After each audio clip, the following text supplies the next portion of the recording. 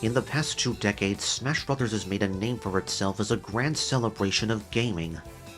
With a crossover series as popular and beloved as Smash Bros., fans have dreamed about different characters they want to see be playable in Smash. Smash content has been dry for the past couple of years since DLC and balance patches ended for Ultimate. Even so, there's a very good chance that a new Smash title will be revealed in the next 1 to 2 years alongside the next Nintendo console, whether it's Smash Ultimate Deluxe or a brand new game that reboots the whole franchise. But let's just pretend for a minute that Ultimate was getting a third Fighter's Pass with 6 more characters. Fans always want to see more new playable characters, and I'm certainly no exception. These are the 6 characters that I want to see the most in the next Smash Bros.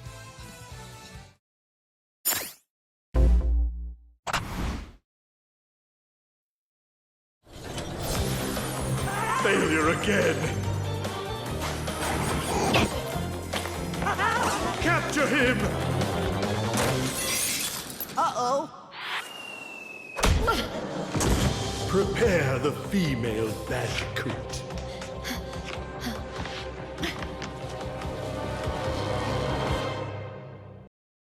Let's start off with a 3D platforming mascot from the 90s who I've come to love in the past few years, Crash Bandicoot. I love platformer games. I'm also a fan of Kid Icarus. I watched a bunch of his Crash Bandicoot videos over and over just a couple years ago, and the ones that stood out to me the most were his 202 Platinum Relics video and his Crash Bandicoot 4 video. I then decided to try these games myself and see how far I could go for 106% completion. So I bought the Crash Bandicoot Quadrilogy bundle off the PlayStation Network, which came with the Insane Trilogy and Crash 4 It's About Time. Long story short, I managed to 106% all of them. Yes, even Crash 4 with its utterly ridiculous Platinum Trophy requirements. I even rebought the Insane Trilogy on PC later on so I could play it at 60 FPS and get all the Platinum Relics, which I couldn't do in the 30 FPS console version. So after a long time struggling, countless in-game deaths, and nearly having a meltdown thanks to toxic tunnels, I ended up with 123 Platinum Relics in total. Not bad if I say so myself. As I was playing through the games, I couldn't help but think that Crash's platforming mechanics were a perfect fit for Smash. He's got it all. Walking, running, jumping and double jumping, crawling, a slide kick, a ground pound, and a plethora of moves that could fit right into Smash's typical moveset template. Much like Mega Man or the FGC characters, you can take Crash's moves one-to-one from his games and put them into Smash, and they would fit perfectly. And since Crash's sister Coco uses all the same attacks and has the exact same movement attributes as him, she could work as an alternate costume or an Echo Fighter. The Insane Trilogy and Crash 4 are both on the Switch, so Crash does have history with modern Nintendo. The only hurdle I see is that Activision published both the Insane Trilogy and Crash 4, and Activision Blizzard have never had any content in Smash. But with Microsoft successfully buying them out earlier this year, that probably won't be an issue for the next Smash. It's crazy to think that Crash is now a Microsoft IP considering he got his start on the PlayStation 1.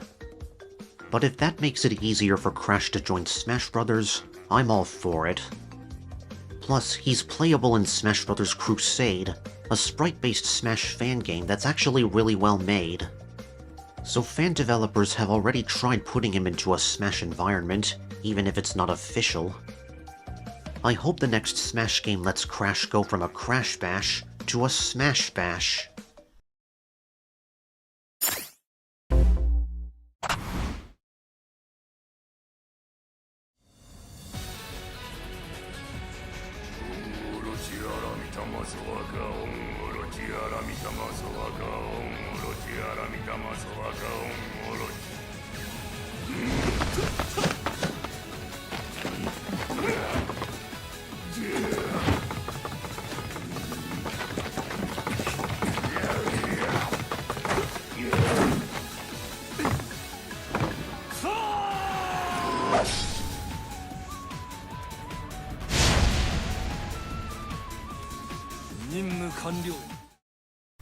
My next choice is Ryu Hayabusa from Ninja Gaiden. He's a ninja master and sword fighter who debuted in arcades and on the NES with the infamously difficult Ninja Gaiden game. Personally, the only one I ever played was Ninja Gaiden 3 Razor's Edge on the Wii U. I remember thoroughly enjoying all the different weapons and magical ninja arts that were available in combat. He's got swords, claws, scythes, and a bunch of secondary weapons at his disposal that are all meant for slaughtering enemies. These weapons and his magic spells could definitely work for a moveset in Smash. For one of his moves, he summons a giant fire dragon to ravage the entire screen. That could easily be a final Smash. I know Smash has a ton of sword fighters, but I think incorporating the secondary weapons and magical ninja arts could easily make Hayabusa unique. Plus, Koei Tecmo already has content in Smash with various assist trophies and spirits, and they also developed Fire Emblem Three Houses alongside Intelligent Systems. They could get Ninja Gaiden content into Smash if they wanted to. I wanted to see Hayabusa all throughout Ultimate's DLC, and was pretty disappointed that he never got in. Maybe he'll get into the next Smash. Then we'd have two Ryus, just like we have two Roys.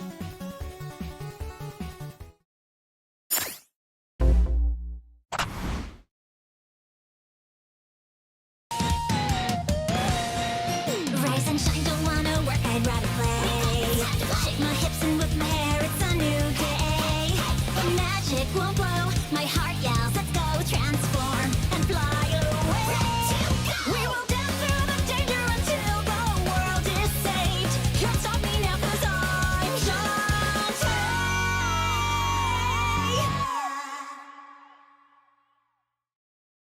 My third choice is Shantae.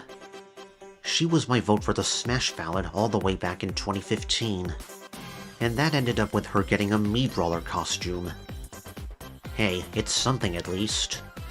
I've never played any Shantae games myself, but I always thought her hair whip attacks and animal transformations could make for a really interesting moveset. She did get a Spirit and Mii costume in Smash Ultimate, so she has a better shot for next time. And she is playable in Smash Bros. Crusade, just like Crash. I would love to see her actually join Smash in the future.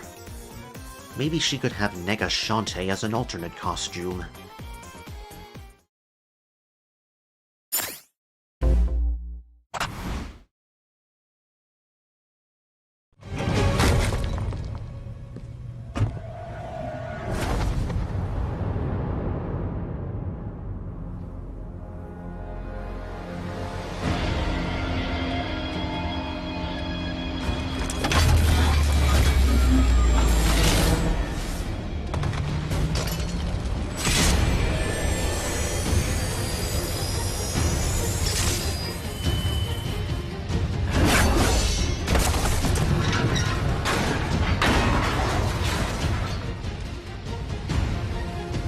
Let's get this over with.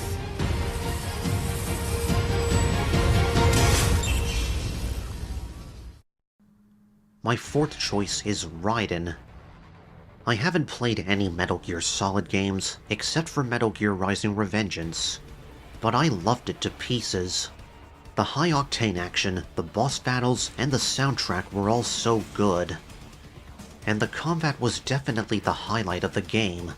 As it should be, since you're a goddamn cyborg ninja with a sword that slices everything down to the molecular level. Raiden has all sorts of flashy and powerful moves that could easily fit into a fighting game. Plus, he has the speed and agility to jump around platforms and walls very easily. Funnily enough, he was actually playable in PlayStation All-Stars Battle Royale back on the PS3 and PS Vita. Yeah, remember that game? I know Revengeance is an old game by now, being over 10 years old, but Konami added Simon and Richter to Ultimate despite them being very old characters.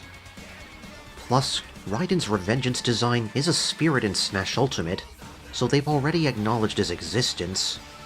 I just want to use Blade Mode and go all slicey-dicey on everyone.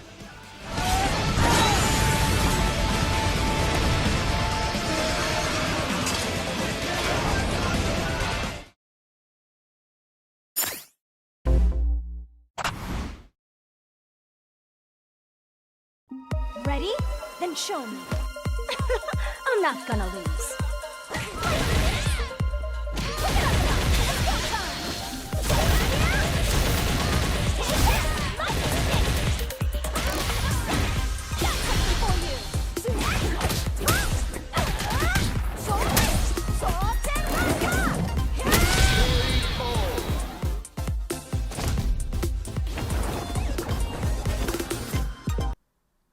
If Ryu is the poster boy for traditional fighting games, then Chun-Li is the poster girl.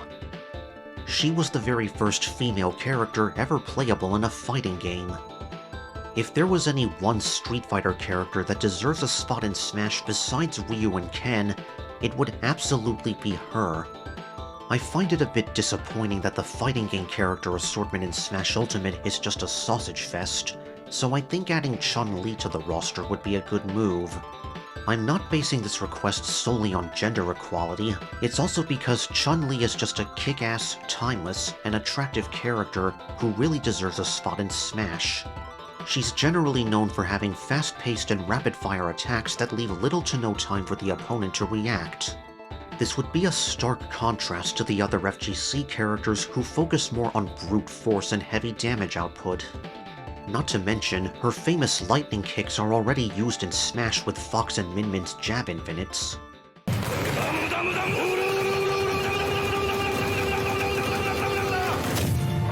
She can also wall jump, something the FGC characters in Smash can't do. And she already has a spirit in Smash Ultimate, and she's playable in Smash Bros. Crusade. So yeah, if they ever add another fighting game character into Smash, Chun-Li would be my first pick. I know this would give Street Fighter 3 characters, but I say Chun-Li deserves it the most. And Ken is an Echo Fighter, so he's not meant to be counted as a separate character from Ryu. Bring the First Lady of fighting games into Smash, please. I did it!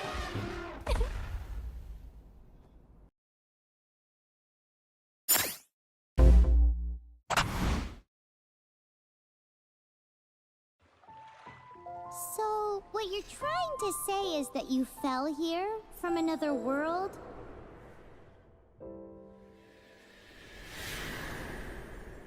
But when you wanted to leave and go on to the next world, your path was blocked by some unknown god? Outlanders, your journey ends here. Who are you? The sustainer of heavenly principles. The arrogation of mankind ends now.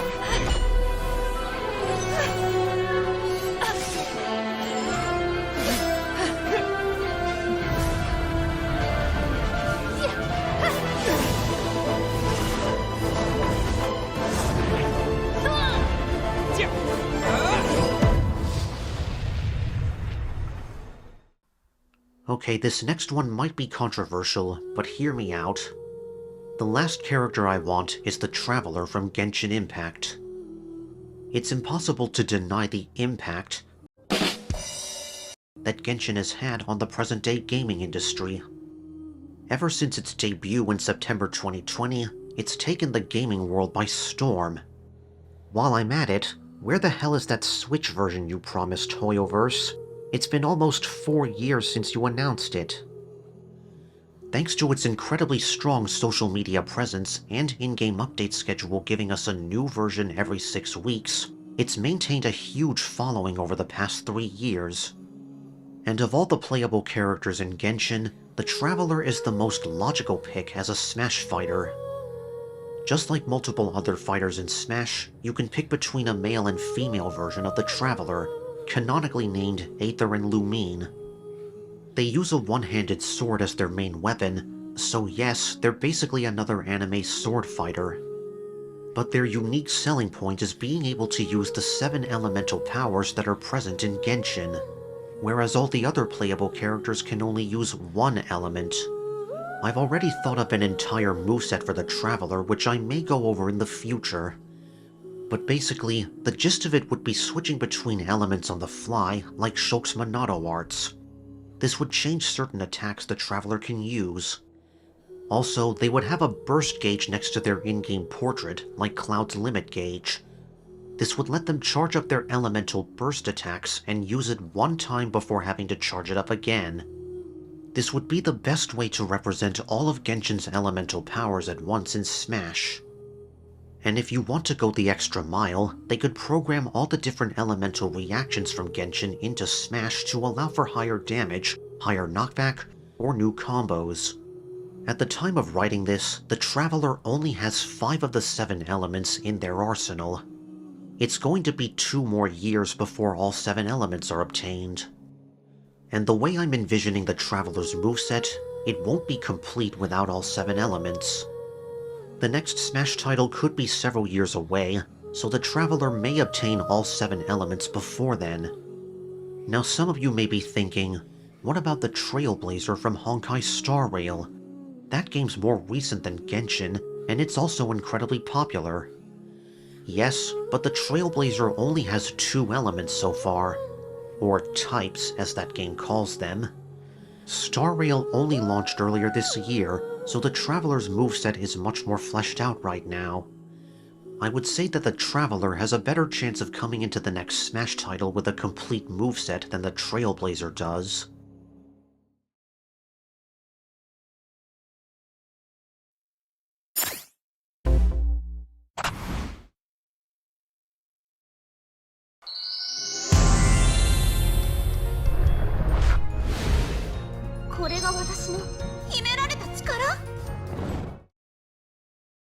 Okay, I lied. There's one more character I want. I am actually a big Love Live fan. I've kept up with almost all of the idol groups in the franchise, from Muse all the way to Liella. I know there's a group called Hasuno Sora as well, but I barely know anything about them, sorry. And I have indeed thought about a Love Live character joining Smash Bros., as absurd as that may sound. I mean, they have special character cards with Sonic plushies. There's basically only 1 degree of separation between Love Live and Smash. They also had a crossover event with Persona in one of their gacha games. I know it won't ever happen because Smash is strictly for video game characters, and Love Live is a multimedia franchise that focuses more on the anime, live streams, and live concerts. But still, it's really fun for me to imagine the possibility. Love Live does have video games, but they were all rhythm games. Though 2 of those games were shut down earlier this year, rest in peace. They have had a few crossover appearances in other, more action-oriented games like Granblue Fantasy and Monster Strike. But they've never had any quote-unquote proper video games where you control one character in an action-adventure context, like a platformer or an RPG. At least until now.